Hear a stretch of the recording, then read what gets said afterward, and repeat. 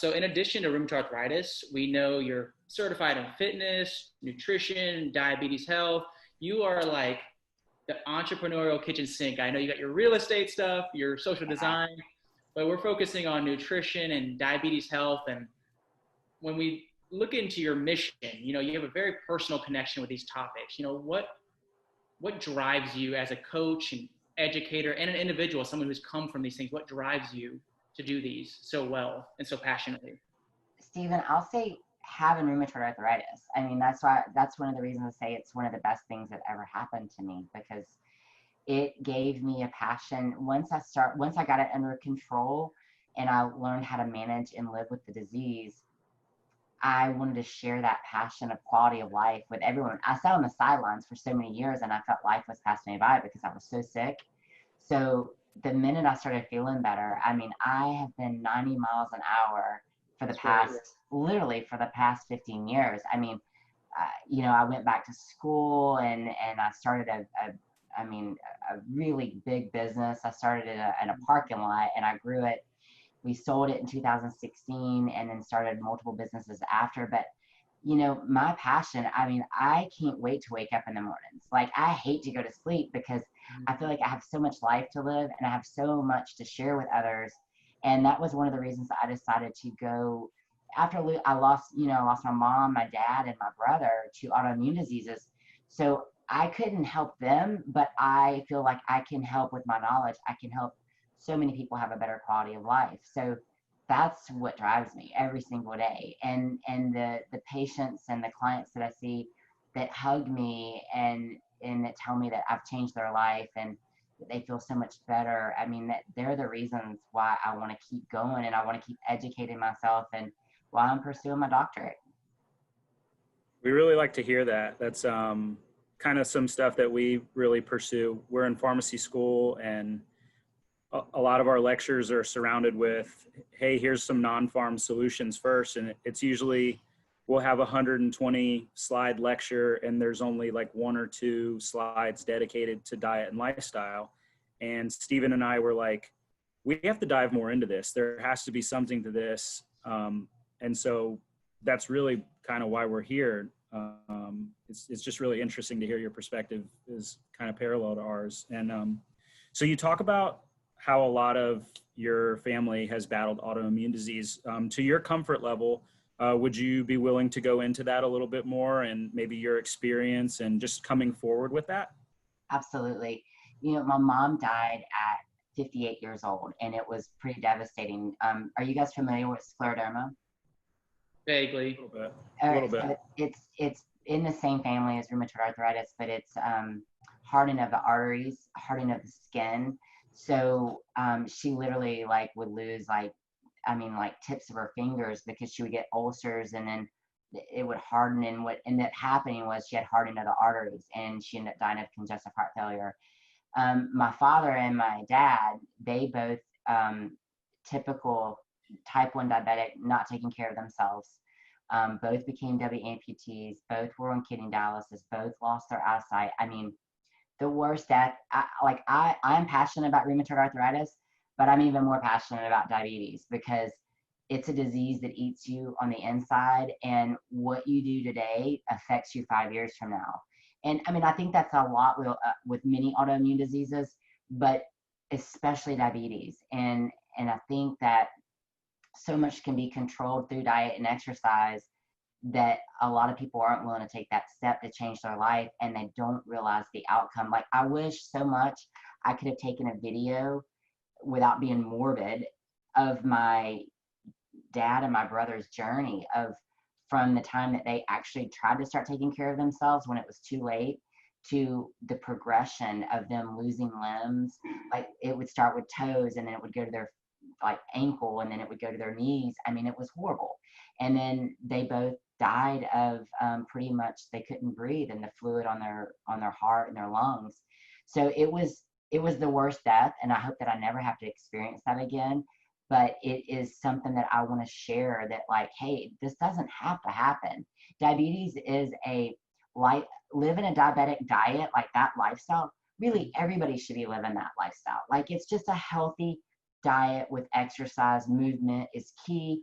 and keeping your body in check. And I think that that's what a lot of them don't realize. And yeah, you know, I mean, their whole personal struggle is what made me want to go into the medical field and really try and help change, not on the Western medicine side, but on the functional medicine side, and get at the root of the problem and not just treat the symptoms, but fix the cause.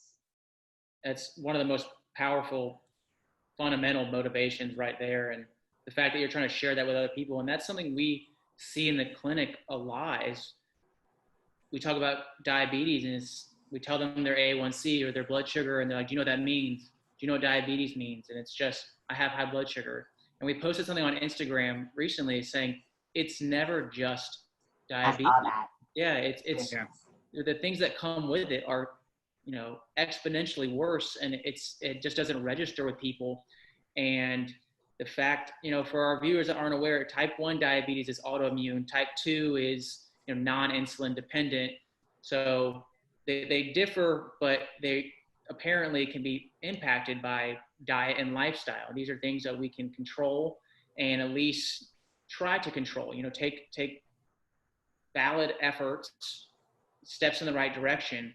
And the fact that you're reaching out to people, Cindy, to just help make a better quality of life. You know, we hear it all the time that, you know, so-and-so ate that way and they lived forever. They lived till 90, they smoked every day. Well, the question is, how was their quality of life towards the end of those years? Were they stacked on medications? Were they trying to remember when to take their medications? And, you know, we'll get into erectile dysfunction and all that, but the prognosis of harmful diseases down the road they become very evident if you know what you're looking for. So, you know, we commend you on being on the front lines, helping people notice these things. Yeah. I served on the diabetes board when we had our gym, and we got a lot of referrals over from the hospitals because, you know, the doctors only have so much time, and they're not taught that in med school. They're not really taught. They're taught, like you guys said, like you might have 1 or 2 slides on it, on nutrition. And that's pretty much what the physicians have. And it's not their fault. And that's kind of where functional medicine comes in at. We're bridging that gap to where you got the Western medicine side, but we're going to be the other piece of the pie that comes in and tells you the how and the why and what you need to do as far as your nutrition and things that you can control that helps your disease and helps you live longer. And so I don't know, I'm so passionate about it, and I wish that I would have had the knowledge that I have now that I could have shared on the board when I was a board member, you know, 10 years ago with all the diabetics that were at the hospital I worked with. Yeah, I've personally, Steven's seen it happen over the past couple of years that I've known him. When I came into pharmacy school, I had a really good job that took me out to nice dinners and stuff all the time. And I mean, I was eating like crap, to be honest with you. And there was probably a point where I was borderline diabetic or had some kind of issue, because I mean, I could eat steak every single day. I was eating crab fried rice at nice restaurants. I mean, bottles of wine, like it just, you know, all of it was coming. And when we got into school, and I guess the cardiac lecture really hit me the hardest, because I have a family history of heart issues, heart disease. And the biggest thing for me is like, crap, there's got to be another way than taking these medications, all these high side effect profiles. And I would really like to get away from that before I get to that age. You know, and so that's kind of where I guess the functional part and looking at myself as a whole, mental, physical, all of it really came into play. Because I mean, we even see it in medicine now, where if you get somebody with congestive heart failure, a lot of doctors will just see them as a heart lying on a table, and they're not. Something has gotten them to this point. And, you know, what is it? It's not just the heart. There's plenty of things that go into a disease like that. And I think, you know, what you're doing is great by educating people on like, what can they do to prevent getting to that point? Absolutely. Yeah, I talked a lot. I had to write pretty much like 2 and 3 thesis papers throughout the last 2 years. Pretty much every semester I was writing 2 and 3 thesis papers. And I pretty much stayed around hormones, men, women, and just lifestyle factors. So with that being said, can you tell us a little bit about your work with Mayor Sandy Simpson on One Fit Mobile? So that was really fun. So, and Patrick gets Mobile, the Oh, Southern Mobile. That too. He said it before the interview started. He goes, "It's Mobile, right?" It's Mobile. I hate to say it. Well, I don't hate to say this, but I actually went to undergrad in Alabama, so I should know Mobile. Where? Birmingham, Miles College in Birmingham. Yeah. Oh, that's awesome. So Yeah. Mobile is my Yes, hometown. Mobile. My bad. Okay. Yeah. So when we had the gym, I was blessed. They asked me to do a TV show. So I had a TV show for about 9 years, and I had a radio show for about the same amount of time. And a couple years into it, they had a new mayor coming in, and it was Sandy Simpson. And his whole campaign was One Mobile. So I devised a plan called One Fit Mobile. And I mean, Alabama is like one of the unhealthiest states, and obesity, diabetes, everything in America. And Mobile is like one of the fattest obese cities that there are, and diabetes and high cholesterol, cardiovascular disease, they're all right up there. So I wanted to get everyone together and all the gyms, everyone. So like, instead of us competing against each other, I reached out to all the gyms in Mobile and all the physicians' offices, all your health food stores.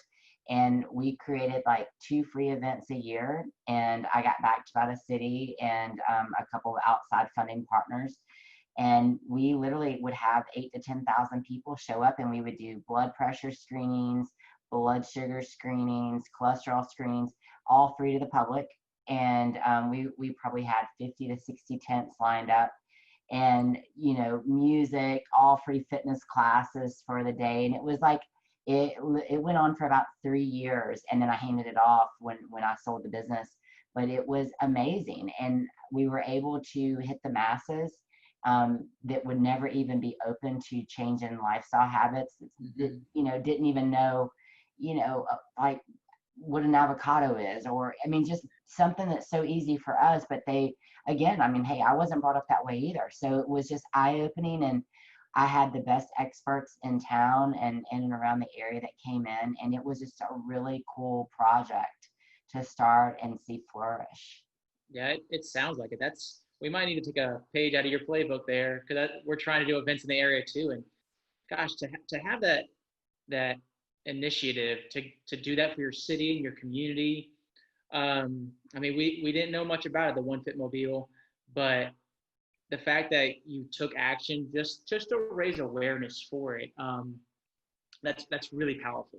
And what was so cool is like seeing all the gyms come together, because usually gyms are so competitive. Yeah. But like everybody was just that we worked as a team, and like, and the way that I approached it was like, look guys, there's enough unhealthy people out here for all of us. There's enough business out here. And we did. Everybody, we probably had 25 gyms working together. It was fantastic. Wow. That's a great common angle. I guess everyone's got the same mission in mind there. Yeah. Wow. Well, that's definitely one of your awesome endeavors, but let's talk about your most recent endeavor. I know Life Wellness Forever. You focus on hormone balancing, fitness, nutrition, genomics, functional medicine. This is your newest website. What value do clients get from these services? So I started it whenever I decided to go back to school and pursue my doctorate. And I really wanted it to be just a one-stop shop, and take my fitness background and then everything that I'm learning as far as hormone balancing and autoimmune diseases. And I wanted it to be a place that people could go and they could get, allergy tested, or if they could do saliva tests for hormone balancing. I've pretty much, I have practitioner accounts set up with all types of testing facilities. So I'm able to offer that through Life Wellness Forever. And, it's just, I want it to be a breath of fresh air that people don't, feel like they're alone and that they're not battling an uphill battle that they cannot win. That I want them to know that, hey, that coming to me, there is a light at the end of the tunnel. and we're going to fix you. Like, we are going to get to the root of the problem and figure out what's going on, and you are going to have the best quality of life that you can imagine. Yeah, I saw you had a Nutrigenomics, epigenomics, and the HRT, erectile dysfunction, and they're such fascinating fields because everyone's like, oh, it's my genetics. Well, there's epigenetics, how the environment impacts your genetics themselves, nutrigenomics, and because we look at that with medications, you know, something that's you know, polymorphic, like the CYP2C19 protein used for that's pivotal for clopidogrel, Plavix use. Sorry, I'm getting a little nerdy myself here. Oh, I like it. A lot of We can talk all day. a lot of patients don't know that, and you know, I'm assuming it's tested before they're prescribed it, but people respond to it differently. So there's definitely a gap there from what people know between how their medicine affects them versus another person, and how certain foods do as well. So that's a really interesting, powerful thing you're implementing into your website. Yeah, I like to pick topics that are like intriguing to people, and it's, again, Life Wellness Forever, it's a work in progress because it's not even it's just the start of what I'm going to do with it. Like, it's going to be so multifaceted that it's going to have so many options, but it's a work in progress until I finish residency and get going with it. But yeah, it's definitely my baby. That's fantastic. And you said you're graduating tomorrow, or? Graduating tomorrow, and then I'll start medical residency in September. Wow. Yes. That's awesome. Big graduation party. You guys should be there. Congratulations. Congratulations. That's awesome. Thanks. We'll make sure to have you back on when you start residency and when you finish residency. Yes. That's awesome. For sure. So yeah, I look forward to it. I actually had a 2-hour Zoom with my residency today, and I'm ready to be challenged. Good. That'll be awesome. I think your passion is going to do great just in the medical field and really influencing people's lives. Thank you so much.